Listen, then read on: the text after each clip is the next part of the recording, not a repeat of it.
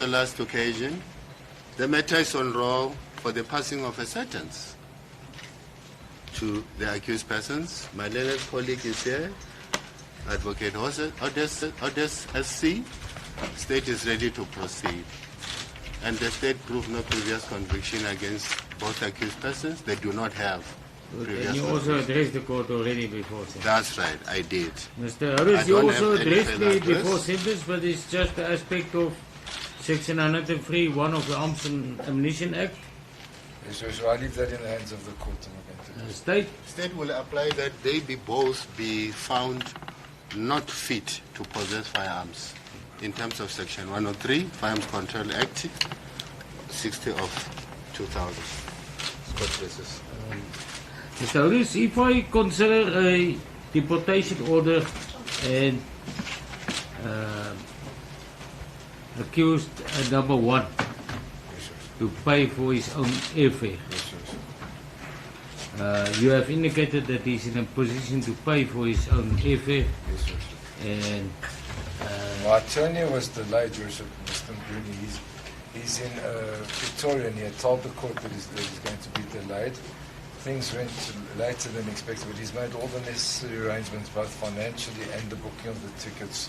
And that is for today? Yes, Your Worship. Okay.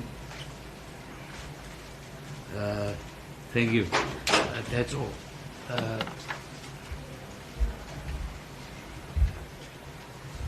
The court then proceeds with sentencing. Sentencing involves the exercise of discretion.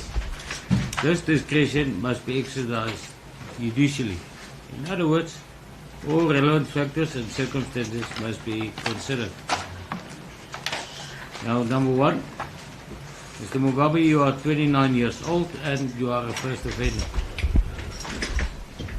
Number 2, you are 32 years old and you are also a first offender.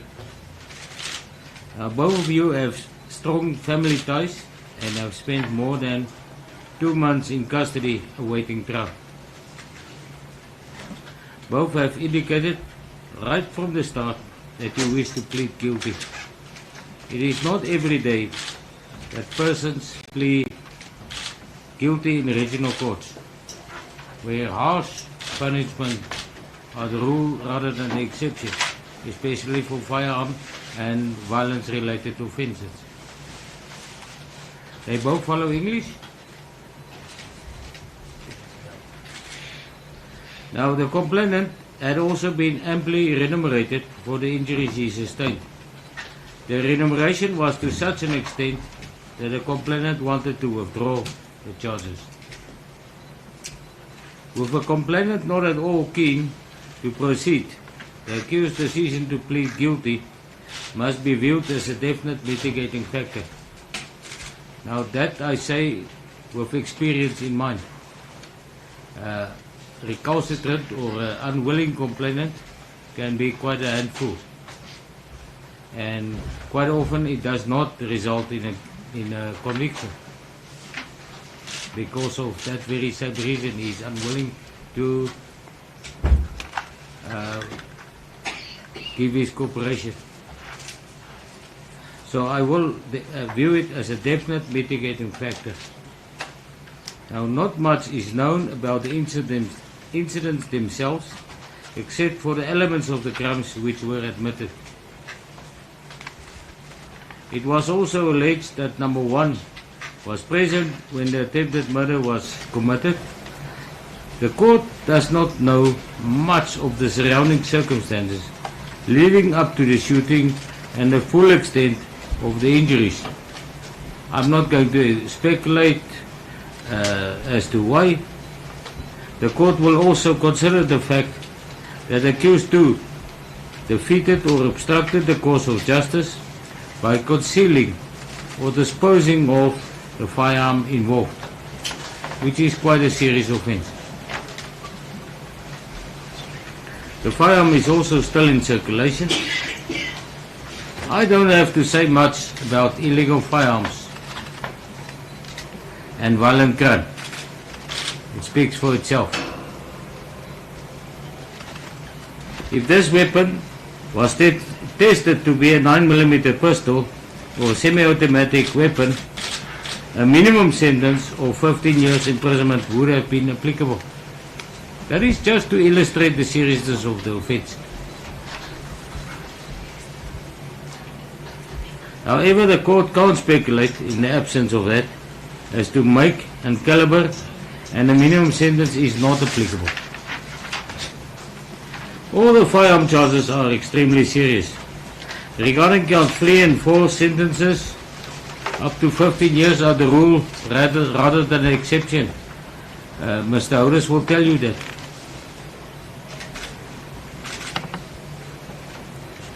Even count 4, the pointing of a toy gun under circumstances likely to lead a person to believe it is a firearm, can be visited with a sanction of direct imprisonment of up to 10 years. Mr. Mugabe, that relates to you. Now, immigration laws are also there for a purpose. I'm not going to dwell much into it. Every country has them and they need to be respected. Now, both of you could have renewed your permits with the greatest of ease. So, I will take that into account. Both of you, as I said, are first offenders. Both of you are showing remorse, and I'm prepared to accept it as genuine remorse. Now, hence the restorative justice or remuneration of the complainant. Both of you, hopefully, learn the simple wording, the simple word, the meaning of the simple word respect during this episode. Respect for oneself, that is for you, yourself, the governing laws of the country, and respect for the dignity and rights of others. You can't always sort it out afterwards with a payment. I do take into account, as I said, you spent some time now in custody. And from what I could gather during sentence, that is a far cry from what you are used to. Am I right? So, learn from this.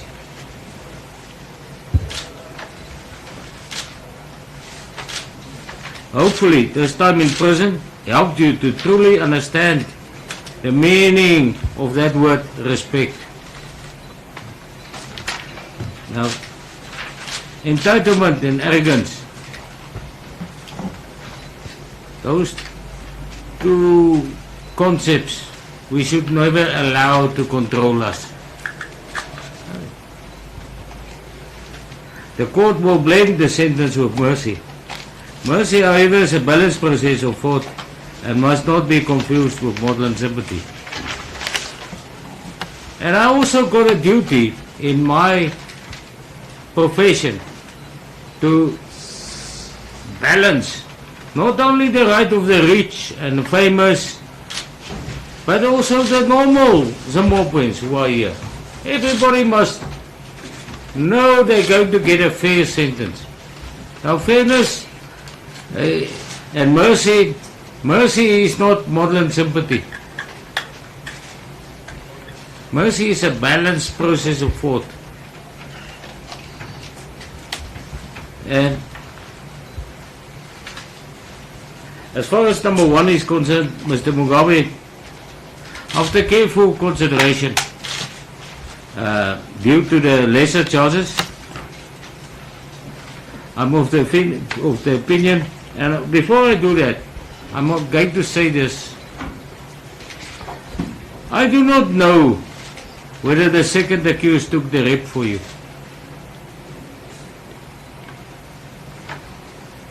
And I can only act on what is before me.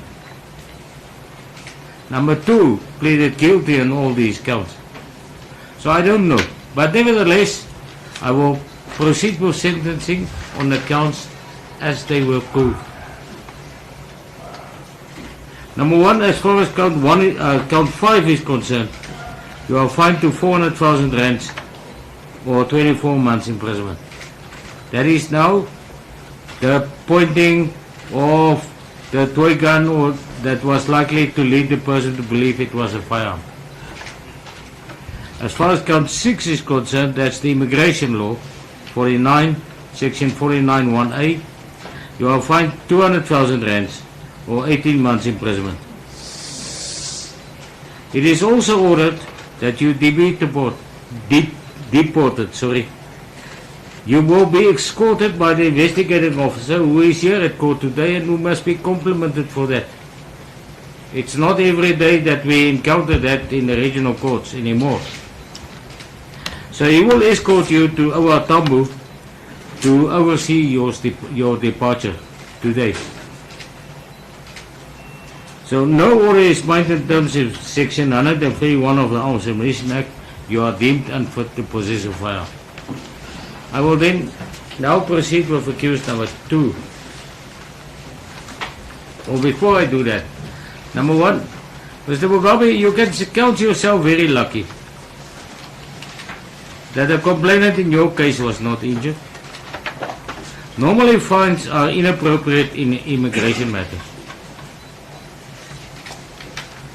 However, you are in a position to pay for yourself, alleviating the department or the state from the duty to deport you. Mr. Matonzi, number 2, you had been convicted on very serious counts. Attempted murder, defeating and or obstructing the cause of justice by concealing and or disposing of a firearm in question, the illegal possession of firearm and ammunition. As I've mentioned, all these offences are offences with direct long-term imprisonment. I'm talking 10 to 15, even longer, are the rule rather than the exception.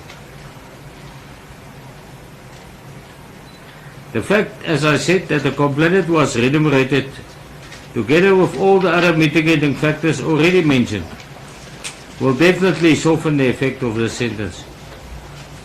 As I said, from my experience, and I am here in Alexandra now for 26 years. And I'm in the regional court probably for about 30 years. If a complainant does not want to continue with a case and accused plea not guilty, a conviction is seldomly achieved. So it took some guts from you to plead guilty to all these counts.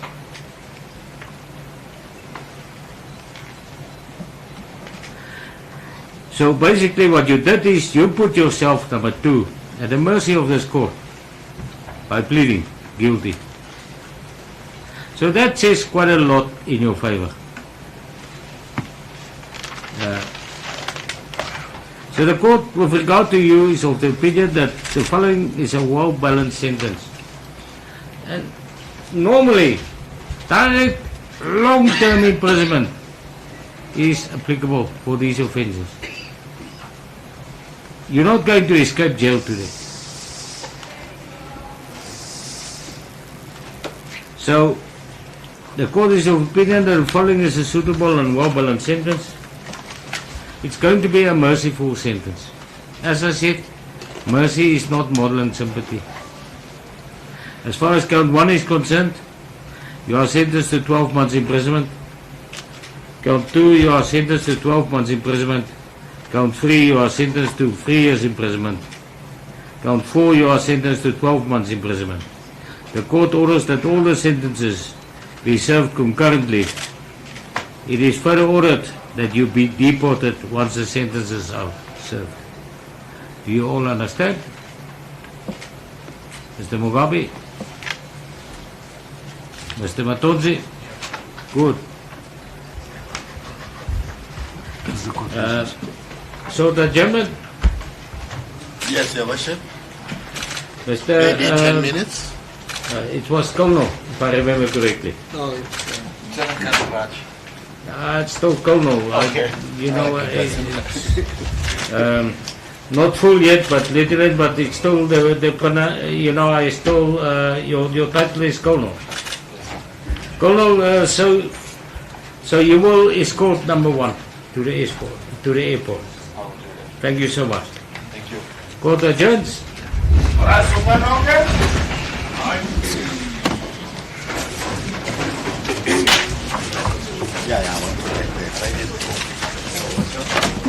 Sure. Can you please help us with documents for? No, we'll get this. Okay.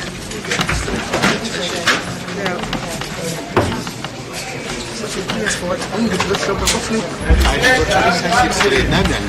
Oh, sounds right. Okay.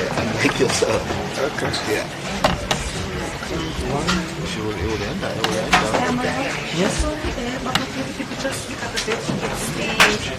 No, we're getting the charge sheet straight. We're waiting for the charge sheet. If you guys just know. Oh, yeah. Yeah, we do have them, yeah. Sentence to the accused persons. My learned colleague is here, Advocate Odes SC. State is ready to proceed. And the state proved no previous conviction against both accused persons. They do not have previous And you also addressed the court already before sentence. That's right, I did. Mr. Harris, you don't also have any addressed further me address. before sentence, but it's just the aspect of Section 103, 1 of the Arms and Ammunition Act. So I leave that in the hands of the court. I'm not going to The state. State will apply that they both be found not fit to possess firearms in terms of Section 103, firearms